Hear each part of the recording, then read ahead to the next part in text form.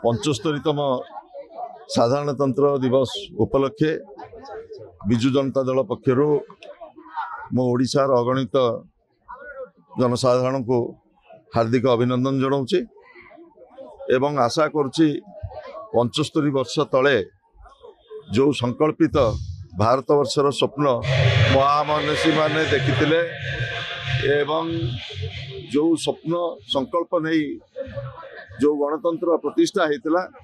तार लक्ष्य एवं मूल्यबोध ताकू प्रासंगिक करने आज युवशक्ति जनसाधारण समस्ते समर्पित हुंतु। विजु जनता दल एक आंचलिक दल हिसाब से ओडिशा रे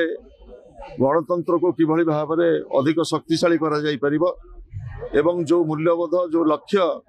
एवं जो स्वप्न देखिथिले आमर महामनीषी माने सेमानकर प्रदर्शित पथरे आमे पुणी समर्पित हवा पुणी संकल्प नवा एवं से संकल्पित भारत वर्ष गठन में ओडिशार जो योगदान अच्छी ताको आहुरी बलिष्ठ भाव में प्रतीयमान हवा आवश्यकता रही।